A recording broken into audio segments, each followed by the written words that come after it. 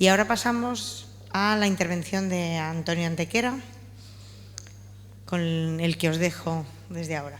Adelante, Antonio.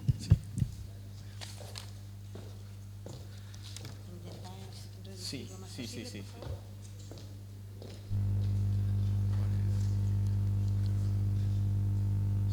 Bueno, buenos días a todos y a todas. Es un placer estar aquí. Muchas gracias a la organización por invitarnos, por contar con nosotros. Y bueno, a Alianza de Paisajes, al Consell de Mallorca. Y bueno, siempre es un placer estar en Palma otra vez. ¿Se ve bien la presentación? Vale. Yo, en representación del Ministerio de Cultura y Deporte, traigo aquí una breve exposición sobre la propuesta de un protocolo de implantación de energías renovables en bienes culturales. Ante la problemática que estamos comentando estos días y que bueno, es cada vez más cotidiana, situación, mejor dicho, y que cada vez es más cotidiana, más frecuente y que se replica en todas las comunidades autónomas, ayuntamientos, etcétera, en el último Consejo de Patrimonio Histórico se solicitó al Ministerio de Cultura y Deporte, pues, de alguna manera, intentar coordinar o articular una serie de criterios o guía, referencia, podríamos llamarlo, que sirviera de alguna manera para unificar criterios, orientar actuaciones y así pues tratar de algún modo coordinar y ver la manera de afrontar esta situación que ya está aquí y que es irreversible. Entonces, bueno, lo que se ha dicho también estos días de que el cambio climático nos afecta a todos, pero también afecta al patrimonio, pone en riesgo el propio patrimonio. Aquí tenemos algunas citas, por ejemplo, también de la Carta de Cracovia de la UNESCO, también habla de una acción urgente y rápida para reducir el calentamiento global, el mayor grado de ambición. El cambio climático se ha convertido en una de las amenazas más importantes y crecientes para la humanidad y su patrimonio cultural, ¿no? ICOMOS, la mayor amenaza para el patrimonio también, etcétera, ¿no? Bueno, aquí tenemos también no solo lo tangible, también lo intangible y una cuestión que incluso pues, atañe también a los propios derechos fundamentales, a los derechos humanos. Entonces, claro, los efectos los vemos, los hemos comentado estos días, los tenemos en la cabeza, pero bueno, los podemos visualizar así una ronda rápida. Venecia, con este efecto del agua alta cada vez más recurrente. El Taj Mahal en la India, que por ejemplo bueno, pues está afectando a los propios materiales, al cromatismo, es un patrimonio mundial. Por ejemplo, yacimientos arqueológicos, este es uno, el de Chan Chan en Perú.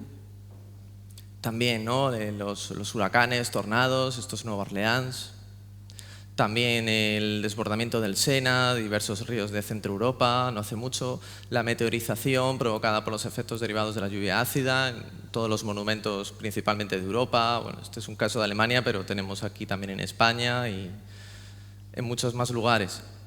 Entonces, claro, todo esto ha generado pues, un debate sobre la situación en la que nos encontramos de emergencia climática, preservación del patrimonio y bueno, la respuesta que hemos dado y que siempre hemos tenido en mente es la de conjugarlo, armonizarlo. Está claro que hay que llegar a un equilibrio, ¿no? No puede primar tampoco exactamente la una sobre la otra, pero deben de estar totalmente equilibradas y armonizadas. El día de la presentación María Gúndez, la subdirectora general, hablaba del caso de Edimburgo. Esta es una de las imágenes, ¿no? Uno de los elementos del castillo de Edimburgo con estas placas que han puesto aprovechando la cubierta plana y los antepechos que tiene que lo hacen invisibles a nivel peatón.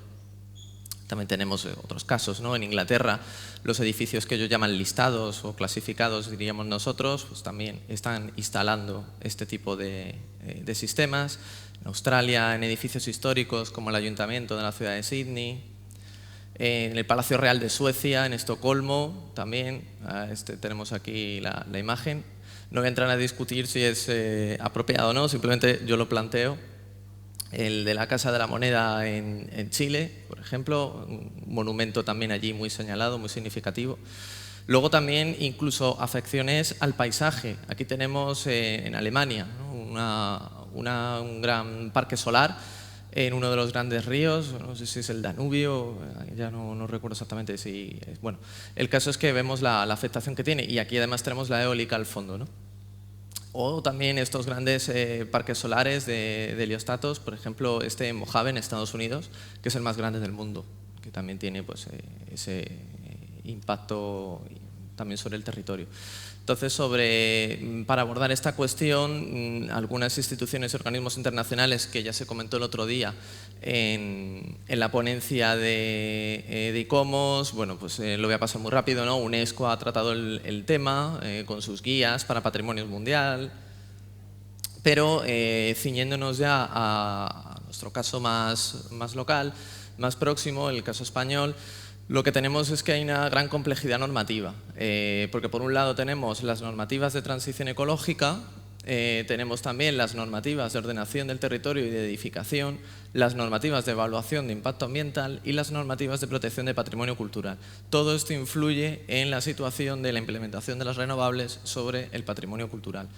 Lo cual pues, nos da una idea de lo complejo que es. Ayer por la tarde comentábamos, ¿no? La comunicación, no solo ya entre administraciones, sino dentro de la misma administración, entre consejerías, ministerios, todo esto, ¿no? que muchos y muchas aquí conocéis también trabajando en la administración. Entonces, el enfoque que hemos querido darle a este protocolo es básicamente partiendo de un criterio de escala. Aunque bueno, hemos tenido ya 2 reuniones de trabajo y vamos a seguir dándole vueltas al documento. Esto es simplemente un estado muy previo. Vamos a tener los inmuebles, los bienes culturales individualizados, los conjuntos, me refiero a conjuntos históricos, y la escala territorial, que es principalmente pues, ¿no? atañe a los paisajes.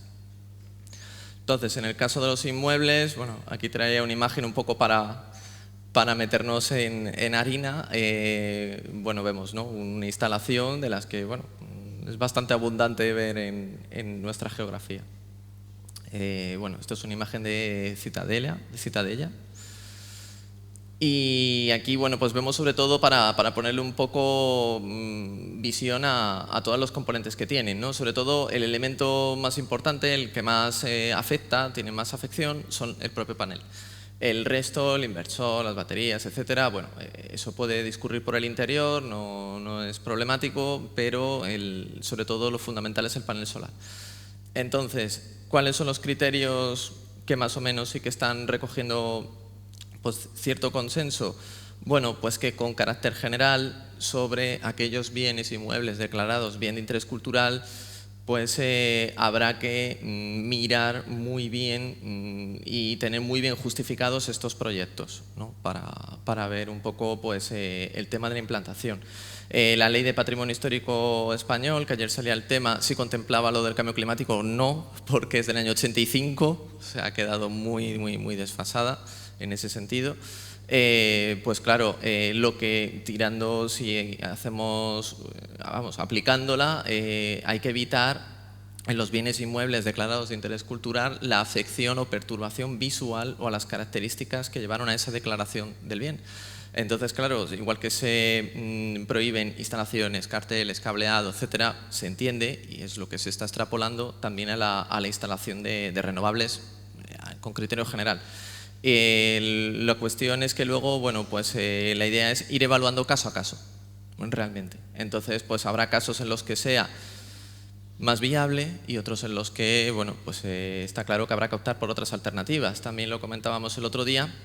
Estos proyectos es interesante cuando afecten a bienes de interés cultural, pues que previamente se haya justificado también que se han adoptado otras medidas de acondicionamiento energético y de eficiencia energética previas. Por ejemplo, pues correctos aislamientos de cubierta, estanqueidad, carpinterías, sustitución de calderas de gasoil, etcétera, ¿no? O sea, se pueden hacer cosas previamente a instalar directamente, no recurrir al tema de las placas, porque si no también es que no estamos haciendo nada, ¿no? Si procedemos a instalar directamente las placas solares cuando ya el edificio pues, no se ha acondicionado previamente, pues estamos también ahí, no estamos siendo realmente eficientes. Entonces, dentro de este caso a caso, pues habrá situaciones más favorables. Está claro que lo que comentábamos estos días y que también se presentó por parte del Consell de Mallorca, en cubiertas planas, en inmuebles urbanos, pues parece más viable, sobre todo con antepechos que lo hagan invisible a vista del peatón y a nivel de visión próxima. Aquí vemos, por ejemplo, un ejemplo, ¿no? Luego también es muy importante el tema de la integración cromática, también, efectivamente. También el usar paneles que sean mates, que no sobresalgan de la estructura de soporte, que también se comentaba el otro día. Y sobre todo, siempre partir de la idea de la reversibilidad. O sea, que una vez puestos, luego puedan también ser desmontados cuando se hayan amortizado o cuando la técnica haya evolucionado. Porque el otro día también salía el tema de que esto evoluciona muy rápido. Igual dentro de 10 años los paneles no son así, son más finos, más pequeños, tienen más potencia, etc. Claro, lo que no se puede permitir son situaciones como esta, ¿no?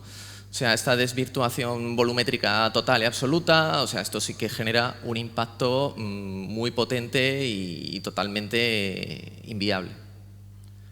También es verdad que se están, bueno, aquí he traído una imagen que era un poco como un catálogo, ¿no? Un repertorio. Aquí vemos, por ejemplo, bueno, ¿no? Pues han hecho un poco de su caponsallo y aquí, bueno, también lo que decía, a modo de ilustrar cómo evolucionan, ¿no? Estos sistemas, incluso hay hasta tejas fotovoltaicas. Está claro que en un inmueble cuyo valor principal sea tipológico, constructivo, etcétera, pues lo suyo va a ser preservar efectivamente la teja árabe, ¿no?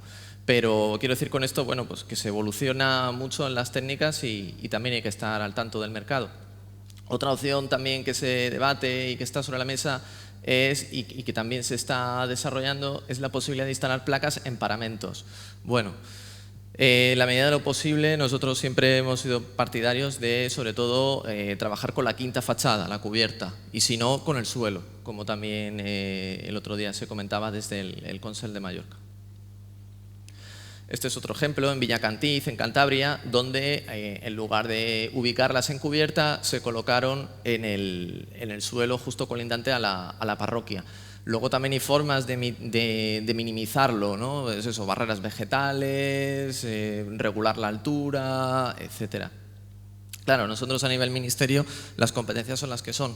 Entonces, realmente luego la aplicación directa y las especificidades de cada zona pues recaen en las comunidades autónomas, los gobiernos locales, los ayuntamientos, que son los que tienen ese contacto más próximo con la realidad. Y efectivamente lo que vamos a hacer es dar unos criterios y unas orientaciones generales, pero cada territorio tiene su singularidad.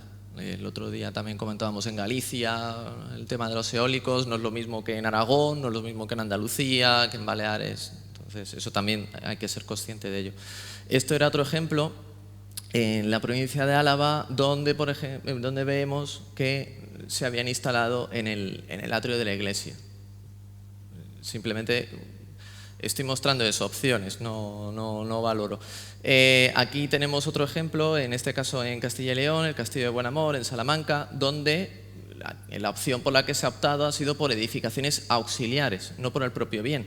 Es verdad que también aquí había terreno suficiente, pero aquí la opción por la que se ha optado ha sido por construcciones auxiliares sin ningún valor, sin ningún tipo de, catalogación. La energía eólica, que también puede aplicarse individualmente, que es verdad que la tenemos, es menos usual, menos frecuente, bueno, también usada combinada, ¿no? con lo eólico. Pues, por ejemplo, una imagen así que podríamos tener en mente es pues, algunas casas de payeses, por ejemplo, esta es sacada en Solsona, que bueno, pues también habría que estudiar el tema de la escala. Por supuesto, si estamos hablando de un bien que fuera BIC, bien de interés cultural, hay que tener en cuenta el entorno de protección, por supuesto. Aquí no estamos hablando de un BIC, claramente. También la biomasa y la geotermia, que la hemos visto en estas jornadas precedentes. Esta es, no es invasiva con lo que es la afección visual, pero todas las instalaciones que conlleva van soterradas y entonces pues, van a requerir de estudios arqueológicos previos de forma clara cuando estemos hablando de inmuebles catalogados o protegidos, sobre todo por el tema de las conducciones que van pues, a determinada profundidad, todos los sistemas pues, se encuentran en cuartos técnicos bajo rasante, etc. Un buen ejemplo, un ejemplo interesante, es el Mercat de Sant Antoni, en Barcelona, que ha instalado geotermia por pilotaje. Entonces son muros pantalla que directamente no chupan el calor del subsuelo, y además ha sido galardonado con varios premios de eficiencia energética, etcétera, y es un ejemplo de intervención en un inmueble histórico. Entonces, se están haciendo cosas bastante interesantes en nuestro territorio. Los conjuntos. Claro, en el caso de los conjuntos, estamos hablando de conjuntos históricos, aquí lo más importante es referirse a la principal figura de planeamiento que tienen, que son los planes especiales. Entonces, aquí nos encontramos con conjuntos históricos que ya tienen planes especiales. Dentro de los planes especiales hay que ver también la antigüedad que pueden tener, porque hay planes especiales también que han quedado desfasados y que tienen que renovarse. Y hay otros conjuntos que aún no tienen planes especiales o están en fase de aprobación, redacción, etc. En este caso, en las sesiones de trabajo que hemos tenido, pues veíamos algunas experiencias que se han puesto en marcha en algunas comunidades autónomas, distinguen entre algunos tipos de conjuntos, etcétera. Claro, a nivel estatal, la ley ahí, tenemos que ceñirnos a ella una vez más, habla claramente de conjuntos históricos sin desglosarlos. Entonces, la respuesta es nuevamente que estudiar cada caso. Cuando se hable de conjuntos históricos BIC, que tengan una singularidad muy marcada, por ejemplo, pues que sea la forma de las cubiertas, que tenga una visión de imbricación con el territorio en pendiente, etcétera, pues está claro que ahí pues será desaconsejable, no será viable. Sin embargo, en otros conjuntos históricos que quizá pues puedan contener también construcciones con menor nivel de catalogación, construcciones contemporáneas, etcétera, pues ahí sí que ofrecerán, ¿no? Y en función de sus características, por supuesto, tipológicas, pues distintas posibilidades. En cualquier caso, lo importante en el tema de los conjuntos históricos, y creo que es una idea que vamos a sacar todos muy clara de estas sesiones, es el fomento de las comunidades energéticas.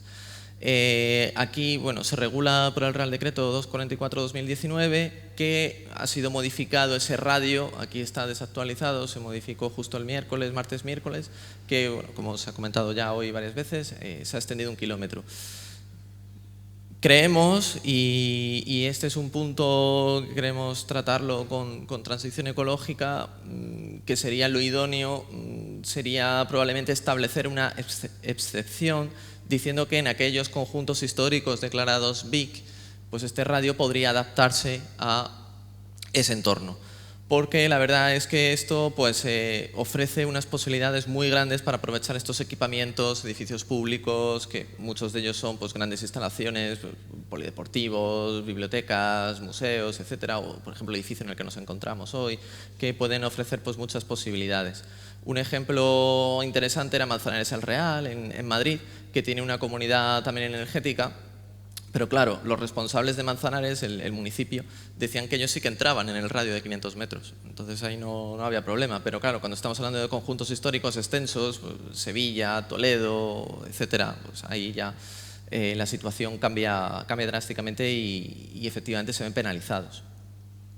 Aquí tenemos otros ejemplos que se han hecho. Esto no ha sido en conjuntos históricos, pero bueno, el barrio de Actur en Zaragoza es un barrio solar. Entonces, un ejemplo de barrio solar en Alemania, claro, aquí pues vemos una fragmentación que evidentemente en un conjunto histórico pues no veríamos justificable, por supuesto. El aprovechar otros elementos, salía el tema la otra tarde, por ejemplo, cubiertas de aparcamientos. Esto se está poniendo en marcha en Zaragoza, también en Valencia, e incluso pues, los llamados árboles solares. Sí, voy acortando, sí. Por ejemplo, ¿no? Que bueno, en algunos casos también habrá que aplicarlo a cada conjunto histórico, por supuesto. También tenemos luego el district heating o la calefacción ciudad, en el que nuevamente pues, habrá que hacer esos controles arqueológicos, aunque en muchos casos se pueden aprovechar las conducciones ya existentes, lo cual pues, siempre es también bueno. Aquí trae un fotomontaje de la eólica. Esto es Serabella. Aquí en Mallorca, bueno, es un fotomontaje que se hizo en su momento para ver un poco el impacto que podía tener aquel parque eólico, que creo que no se llegó a hacer. Creo que no. Aquí tenemos otra imagen, ¿no?, en Teruel. Porque a nivel paisaje la afectación, claro, aquí hablamos ya de escalas muy grandes. Entonces, sobre todo tenemos las líneas de evacuación. Pensamos que una instalación, aunque sean pues, los paneles que vemos, pues tienen también, ¿no?, una serie de contadores, de conducciones, etcétera. También tenemos luego los parques solares grandes, ¿no?, lo de estos de utilizando las torres solares. Por ejemplo, este de Solúcar en Sevilla, pues esta torre tiene unos 114 metros, es más alta que la Giralda. Entonces, claro, hay que también evaluar dónde se instalan. La otra opción que se está haciendo o planteando es en embalses, en ríos. Aquí, ¿no?, por ejemplo, claro, la afección que tendría sobre el lecho, en este caso del embalse, es bastante mínima, muy puntual, pero bueno, en algunos casos hablamos de embalses que también tienen patrimonio arqueológico subacuático. Por tanto, si existieran pues, elementos ya declarados BIC, tampoco podría ser viable. Aquí, en cuanto a los eólicos, pues claro, lo que comentábamos anteriormente, se trata de infraestructuras que su propia construcción ya tiene un impacto. Vías de servicio para trasladar los aerogeneradores, las palas. Bueno, en Francia tienen su propia metodología, que se comentó el otro día en la exposición de ICOMOS. Aquí se ve cómo ha evolucionado el tamaño. Aquí, curiosamente, han ido a más. De 2019 a 2035 se espera que aumente su escala. Entonces, bueno, actualmente hablamos de 120 metros de diámetro, se estima que pueden ascender en 2035 a 174 y que la altura podría llegar a 130 metros. Entonces, claro, estaríamos hablando de cosas bastante grandes. En la eólica, en España no tenemos a día de hoy instalada ninguna en el mar. Es verdad que se han llegado a... se está estudiando alguna en Canarias, alguna cerca de la Costa Brava, pero bueno, actualmente no hay ninguna funcionando. Claro, pues también habrá que tener en cuenta esas afecciones que existen. Aquí tenemos las formas también de anclaje. Es verdad que en el caso de España, para que estas instalaciones, para que puedan ser viables, necesitan profundidades no muy altas, y España tiene unas profundidades bastante destacables muy próximas a la costa, lo cual encarece este tipo de instalaciones, pero probablemente sea algo que se empezará a evaluar y que no sería de extrañar que también empezara también a ponerse sobre la mesa. Y bueno, simplemente para terminar, pues la idea de, sobre todo eso, ¿no?, armonizar el patrimonio, la transición energética. Los dos pueden y deben ser compatibles y sobre todo pensar que, claro, nuestro planeta es finito, sus recursos también, pero también nuestro patrimonio cultural lo es y también es irreemplazable. Entonces, pues hay que conseguir esa armonía, ese equilibrio, y está claro que hay que seguir actuando contra el cambio climático. Gracias.